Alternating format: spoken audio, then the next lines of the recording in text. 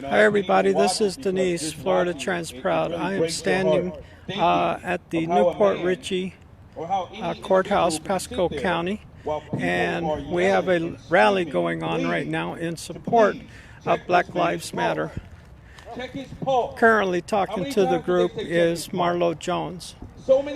I'm going to shut up so that you can hear what's going on here. Rendered any type of aid to Mr. Floyd. He died right there on the concrete.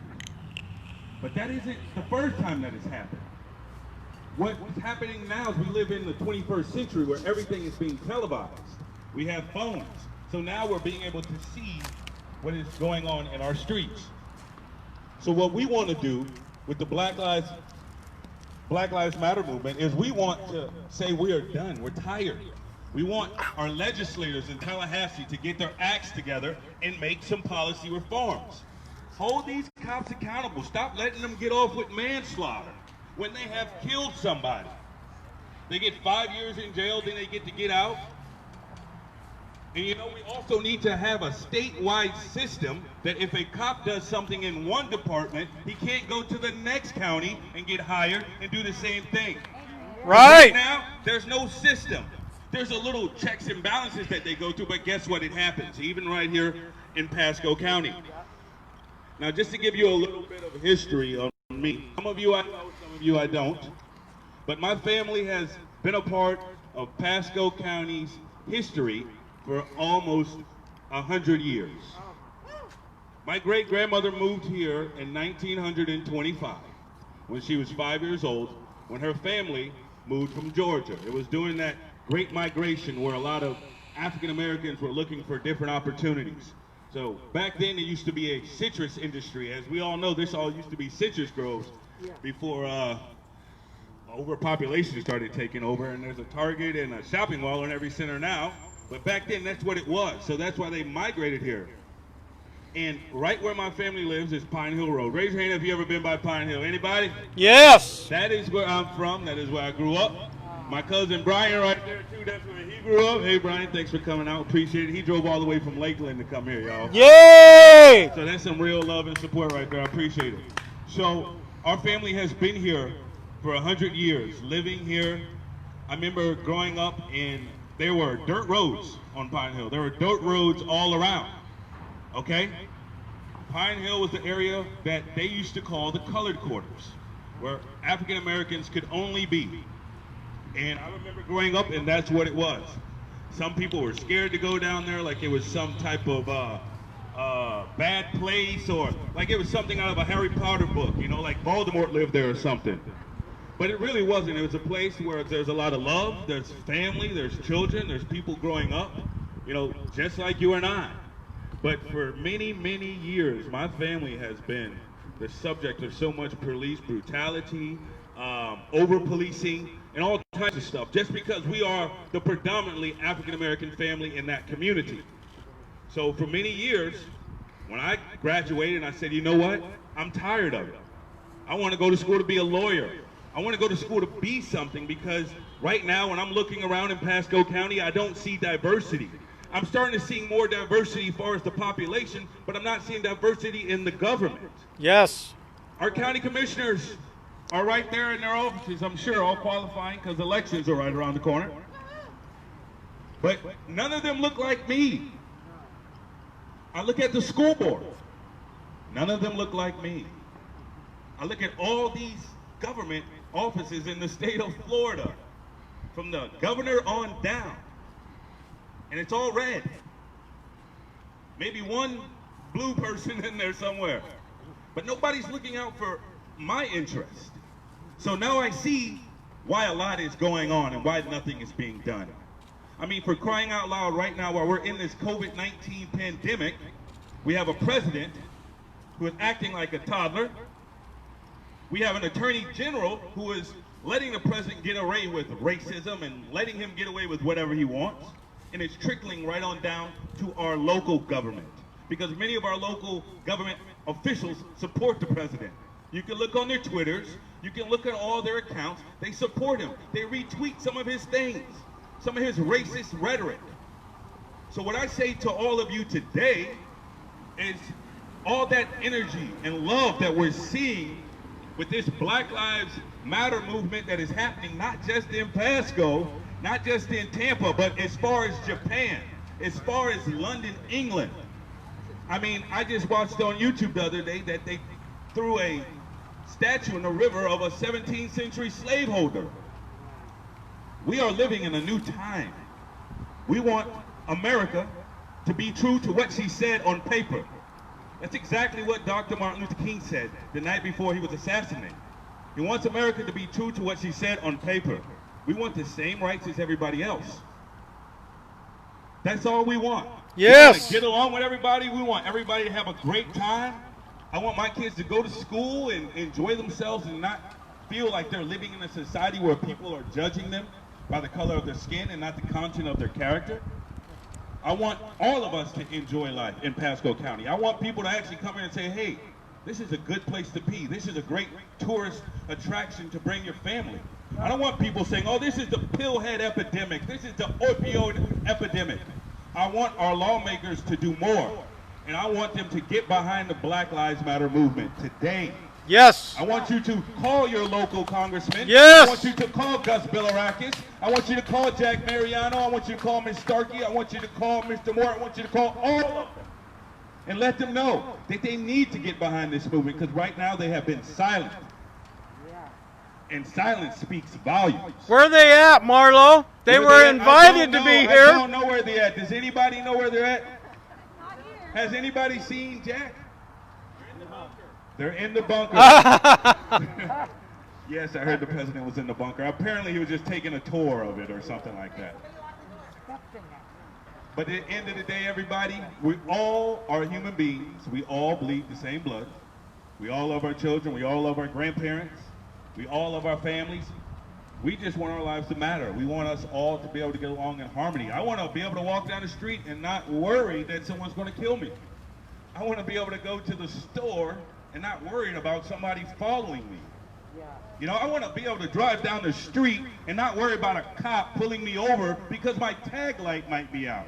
Right. They can't see this, or it's obstructing. I've heard it all. It gets to the point where I just say, officer, can I help you? You know, like, what? You know, my license is great. You know? But I'm tired of that. I've been dealing with that my whole life. And so many African Americans have in this community. Driving while black. Driving while black. Yes, that's what it's called. Driving while Yep. black. Say it like it is, buddy. We're just being real. That's what it is. But, you know, hopefully these things will change. And these things are going to change when we as people understand the power of voting.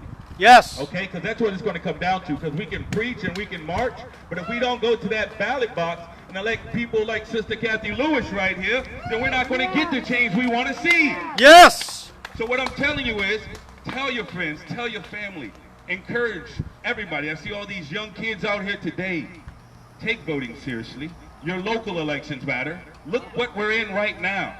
Look what the governor is doing. I want to call out Governor Ron DeSantis right now because he has failed the state of Florida. Clap your hands if you agree with that. Yes. Yes. Yes, he has failed the state miserably. 1.5 million people have filed for unemployment in this state, and he wants to blame the people, and says it's their fault that they're not getting paid because they're making mistakes. But we know that the governor and his politics is what's going on. And we know his donors are getting their checks. We know his donors are getting their money, but the people have to wait. I know people that have worked all their life and they're still waiting. Still waiting. Before the pandemic, And you know who else? Do you know who else we need to get rid of? Donald Trump. Yes. We're working on it. We're working on him. But Rick Scott, clap your hands if you want to get rid of Rick Scott. Yes. Okay, because he done snuck in the Senate with all his money.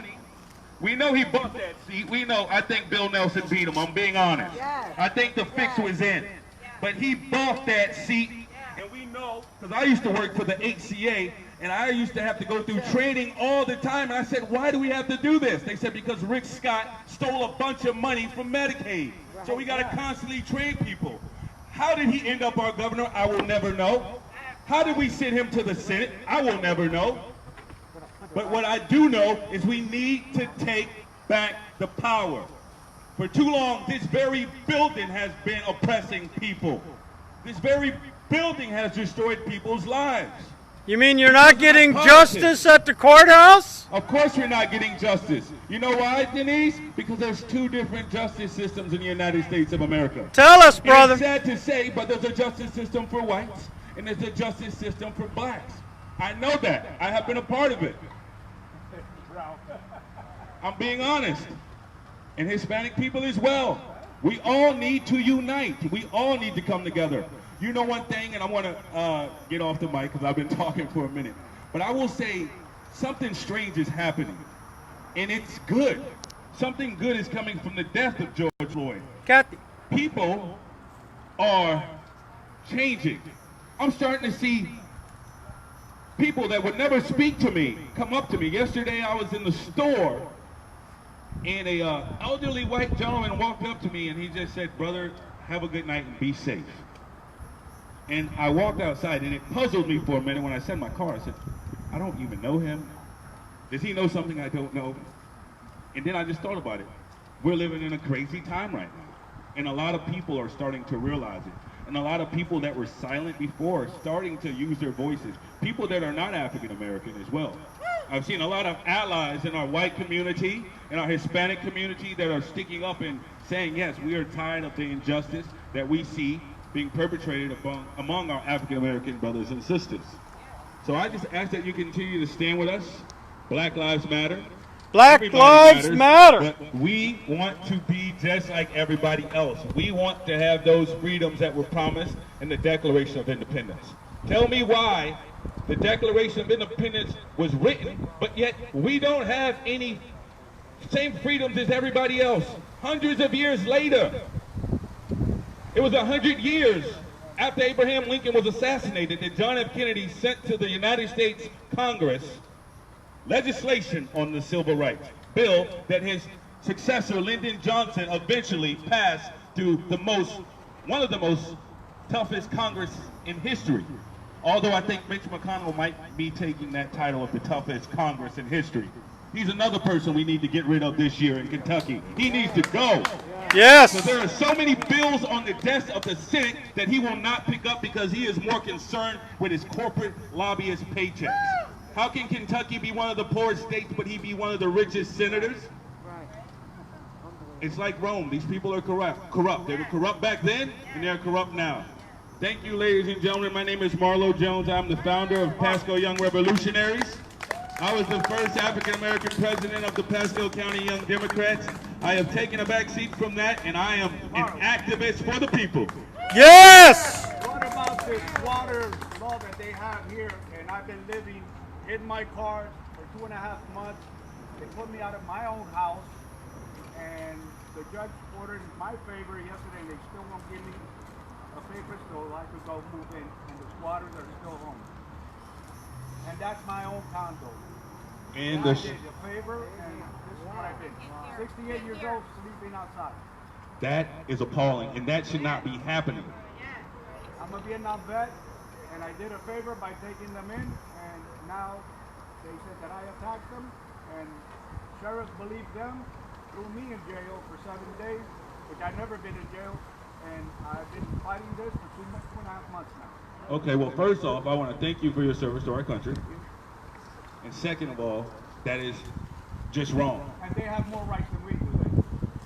It is a corrupt society we live in.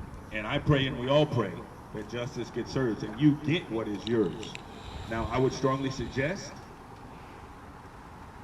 contacting your local representatives. I wrote to Did you read? You wrote to Bill Rackets? What about Amber Mariano? no, I haven't. Try writing to Amber Mariano. She won't do anything. We've done it many You've times. done it? They didn't do anything. So The you. judge yesterday voted, you know, he ordered it on my favor. So did it go back to your house? But he wants to sign this paper here, the judgment for possession, but they won't give it to me now. Because they want to wait till July the 1st now. And he says, no, we could order it immediately. They say Supreme Court trumps the judge here. It's a very upsetting. And I've been living in the street for 2.5 months. It's a disgrace what goes on. It is a disgrace. It is a disgrace. I'm glad you told us that because now everybody knows. And this will be. His wife? You know, so you know, listen, because there's a lesson to be learned in everything. So we pray that everything gets fixed, and they should be expediting that. You should call that judge or call the state attorney or whoever is involved in there, and you need to say somebody needs to fix this situation because it's not right. People down here, the administration, all they say is our hands are tied. Our hands are tied for 2.5 months. Okay, well, you tell them you're sleeping in the car and you would like to sleep in your home. And I'm the one that's the senior, and I can't even go home, you know, and I'm like the corona. That's why I don't wear none of the mask. Hell, I could have had it already. This wonderful woman that I met at the protest, she's going to help you. She's got some resources. Oh, okay. Well, Okay. Kathy needs to talk All so right, she I'm can giving leave. the microphone to Miss Kathy Lewis, y'all, everybody. Yeah! Hello, everybody. My name is Kathy Lewis, and I'm running for state senate in District 20. We did this in the last election. Where is District 20? What area? Okay, District 20 is it's in East Pasco, parts of Pasco, Hillsborough, and Polk County. We did this campaign in 2018 when no one thought we had a chance. Everyone told us that only my family would vote for us, and we came very close. We lost by 13,000 votes to Tom Lee, a very powerful political ally. He has resigned, as you all may have heard, about 10 days ago. Qualifying deadline is Friday. I had 10 days to get everything together. I've sent qualifying forms today. Hopefully we'll get there. But we're here for Black Lives Matter! Thank you. So the reason why they asked me to speak, I'm from Baltimore, and as I told Denise, this is nothing new with George Floyd. I had 3 friends when I was a teenager killed by police, died in their prison cell. It's nothing new. And the way to correct it is we have to vote. Now, I know that's hard to hear sometimes for some people because it feels meaningless, but we have to vote for new people and new blood. Yes! That look different. When we look at the state Hey, can you guys legislature, go that way? that is hard to get anything done that is right. And also, who we vote for matters. We can't vote for people that just go along with the status quo. We need to have strong-minded people that are unafraid to stand up when things are wrong and speak up. And Yes. that's that person. So, I know we are out of the District 20, but please tell your friends to support us. You can look me up. Our website isn't quite up yet, but it'll be up soon. But please contact me and please vote for Kathy Lewis. Thank you, guys. Black Lives Matter! Hello, everyone.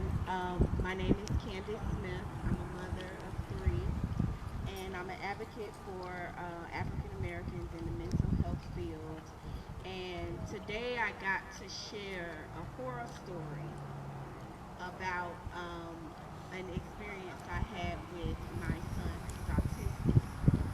And one day we were driving to meet his dad. That mic needs to go up higher. Oh, There you sorry. go. Okay, there we go. Okay, we were on our way to Orlando, and I was speeding, and I got pulled over by a state trooper. And the state trooper came on the side where my son was, and you know, I had told them very quickly, I said, just put your hands in your lap, leave them there, don't say anything, I'll handle everything. But he saw his gold watch as his hands was placed on the window, and my son grabbed. Can't hear you. Oh, can you hear me now? Yes? My son grabbed for his watch, and my heart stopped. And I was just very frightened. And the state trooper was very nice. He didn't even flinch or do anything. And all of that has stayed in my mind for years. And my son, who is 18, was actually playing basketball outside last night, and it got dark. And I sent my other son, I said, go get him, tell him to come in. And he's like, Mom, I'm just with the neighbors, I'm right outside.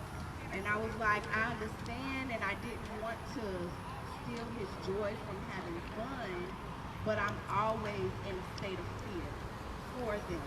You know, if they go outside, I have the normal parent fear of, you know, something could happen. They could get into an accident. But I also have a fear of if they have interactions with the police, how will they respond? You know, they've been sheltered, they're homeschooled, so they don't even have a lot of interaction with different people, and I never even allowed them to watch the video. We just talked about it because, you know, I just don't want them to see that. Once they see something like that, they can never change. Between the three of them, they each have a different view or understanding of the police. If you listen to my 4-year-old, he'll say, no, the police go and get the criminals, and they arrest the criminals, and they take them to jail. Police help. But my older two know a different narrative. And somewhere along the line, they learn that the police is not their friends and to be scared of them. And so I'm hoping that this does bring about conversations. Like I said, I'm just an advocate, I'm just a mom, but I've learned the power of using your voice.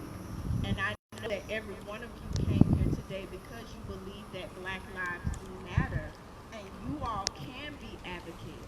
You all can do something. You can have conversations with your family.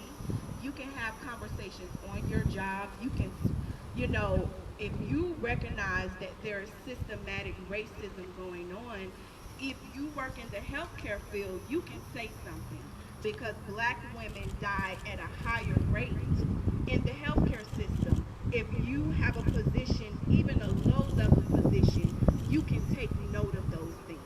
You can speak up and say something. So even though I'm an advocate, and I say just an advocate, it's a very powerful position. And you all coming here today are taking that position as an advocate.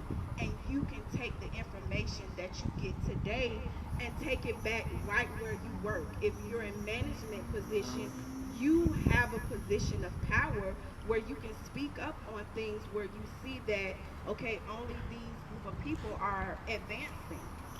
Say something. Why? You know, why didn't this person of color get a position? You know, if they're qualified, they've been there. You can definitely be an ally in your home, right where you work, right where you live in your community. If you believe that Black lives matter, use your power right where you're at, because it makes a difference. Yes! Black lives matter! Thank you guys so much. Oh, I don't want it. Who else wants to talk?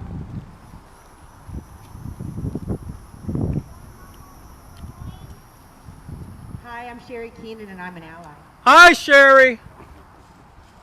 I wanted to come out here to tell all of my friends that are not of color to stand up and speak. Your silence is violence. Your silence is compliance. We need to take a moment to stand up and watch what is happening around us. We need to be aware of the missing and murdered people of color that are just not being paid attention to. We need to pay attention to all of the people here. If you see something, say something. That's all I really have to say. Again, if you see something, say something. If you see something, say something. If you see something, say something. If you see something, say something. You're preaching to the choir. Black lives matter. Y'all are too quiet out here. Thank you. Can you hear me? Can you hear me through this? Okay, good. I'm Ron Becker. I'm the spiritual leader of the Jewish Community Center of West Pasco. And I've seen many of you before at similar events. In my other life, before I came here, I was a historian, and especially spending lots of time studying the Great Society and struggling to create that Great Society. And every time we thought we had won something, lo and behold, we slipped back. The 60s and the 70s were such an exciting time. We got the Civil Rights Act, Brown versus Education. We got the Occupational Safety and Health Act. We got Social Security. We got Medicare. We got so many important things that we thought was going to really change society. And of course it did help, and we got affirmative action passed and all of that. But we keep backsliding. And why are we here today? Why is this still happening? And I think it's really a matter of education. We need to be supporting our schools more. We need to be teaching, because nobody is born prejudiced. Nobody's born bigoted. Nobody can tell the difference as a kid. I mentioned before how many of you have seen the film 42, the story of Jackie Robinson? Yes. There's an incredible moment in that movie. They're playing an away game. I think it's in St. Louis, but it doesn't really matter where, because people were jeering Jackie Robinson like crazy. This is back in 1948. And you've got these white people yelling, "Go home," using incredibly horrible language. And they show a fellow leaves his son. He leaves his young son. The young son is sitting there eating his hot dog, and he's cheering the players on. And he sees Jackie Robinson, and he sees how great he looks and everything. He's cheering him away. Then the father comes back and continues his jeering. The kid looks up at the father quizzically and starts jeering himself. It gets passed from one generation to another. And that's why our education is so important. We need to raise a new generation of people that won't let this happen. It's just so important. You're looking, much of the legislation's been passed. We have a lot of, people are literally breaking the law by doing this. The laws are in place. It's a matter now of changing society, changing those people who represent us, absolutely. When you really think of what's happening now. So back in the 60s and 70s, here we were encouraged that things are going to change. And then we got a black president. We said, wow, things are really going to change now. And yet they haven't. The backlash, again, due to kids being raised by a generation of hatred. When you look what's happening to immigrants today. We were a nation of immigrants. And yet now, look how we're discriminating against them. So let's just continue the struggle. Let's reform our police departments, but let's also put more money into education. Let's get the right teachers in there to raise a new generation of Americans, a new generation of citizens that will change this world. And meanwhile, we struggle on. Let's change the textbook. Here, I'll take it. No, Dan, perfect. I'm 78 years old and too ashamed and too angry to speak just from the heart, so I wrote something down. We don't have to wait for a George Floyd or an Ahmaud Arbery or a Breonna Taylor to lose their life here in Pasco County to know this is a historic moment of change for Americans. And if we do nothing, harm is and will be done, especially to our citizens of color.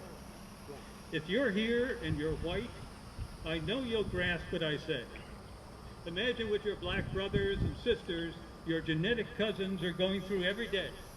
They are fearful, they are utterly stressed, they are full of anxiety for their children, for their grandchildren, for themselves, knowing a simple chance encounter can lead to a loved one's death at the hands of law enforcement, or some racist emboldened by the ultra-White House and the rants of the white nationalists who occupied it.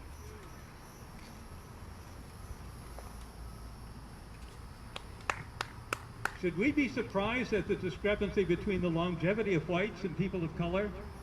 Only if we're blind to the daily worries, the humiliations, the indecisions, and life and death decisions that we expect a person of color to make moment to moment. Have you seen the list of what a white person can do but gets a black person killed or injured? I can bird watch. I can sleep safely in my home. I can jog through my neighborhood. I can carry a concealed weapon with a permit. I can reach for my wallet during a traffic stop. I can let my kid play with a toy gun. I can be a small-time entrepreneur selling items on the street. Have you seen the cartoon of the cop asking the black child, "What do you want to be when you grow up?" And the black child looks up and says, "Alive." Yeah.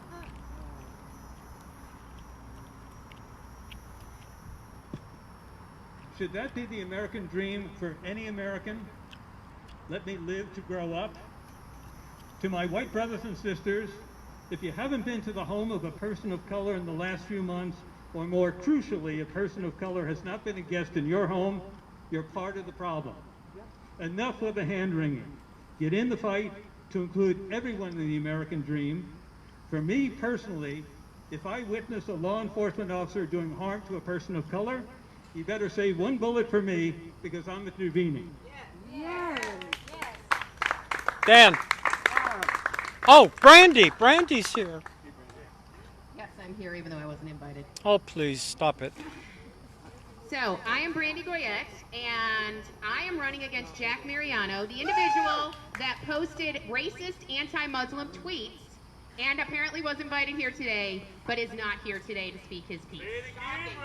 I am running against Jack Mariano, who was invited here today and posts racist anti-Muslim as well as anti-immigrant mailers go out from him, and he is our elected official. When we talk about why things don't change, we continue to have racists elected to office, racists making legislation, racists making decisions, racists tweeting from the White House every day. These are the individuals that make the laws. When we talk about the civil rights movement, it lost its momentum. And I really hope that the Black Lives Matter movement continues on without losing that momentum.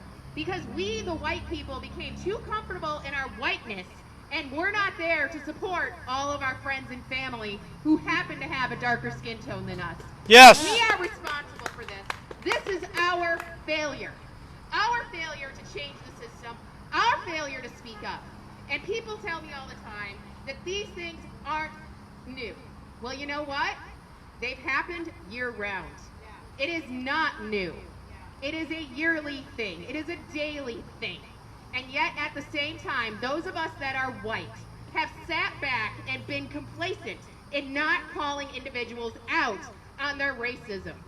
Polite racism, or systemic racism, is just as horrible and invasive, if not worse, than everything else going on. If we want to change things, we need to invite and elect individuals that are against racism, that are about passing a human rights ordinance in Pasco County. Yes. That don't post racist tweets. Yes. And at the same time, when they want to come and have this platform, unless they say they support Black Lives Matter, they should never be invited. So, Brandy Goyette, follow me on Facebook. I was told not to make this political, but at the same time, how is this not fucking political? Thank you. Who wants it? I'll take it. Do you want it? Here. Let me hear y'all. Black Lives Matter. Black Lives Matter. Black Lives Matter. Black Lives Matter. Black Lives Matter. Black Lives Matter. They can't hear you inside. Black Lives Matter. Black Lives Matter. Who wants to talk? Come on up and talk. In the meantime, Black Lives Matter. Black Lives Matter. We're going to need a new chant. You got one? I'd like to talk about George Floyd. Do it. Take it.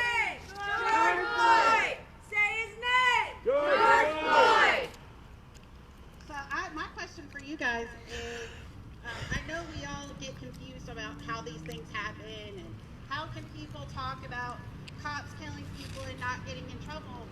And this sounds really terrible, but I think it's an important thing to let people know that the laws that are in place give police qualified immunity to do things. And as long as that stays the same, then nothing's going to change. If you're allowed to go out and kill people and basically just do whatever you want to through qualified immunity, they have a license to do whatever they want to. And until that changes, and I'm sure it will, hopefully it will, hopefully our elected officials will understand that qualified immunity gives cops the license to do whatever they want to. And it's unfortunate, and this is going to be the difficult part, that I am not opposed to unions at all. I love unions. I think they do a lot of good for people. But when you talk about police unions, it's unfortunate that the police unions are the ones that have to take care of the members. And a lot of times when bad things happen, when cops do bad things, the first person they call is their union rep, because that's what the union rep gets paid for, is to protect their members.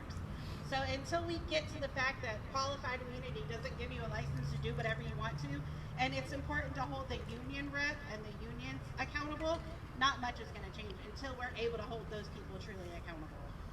And Black Lives Matter. Yes. Thank you. Way to go. We're going to take a break here from going live. We'll be back shortly.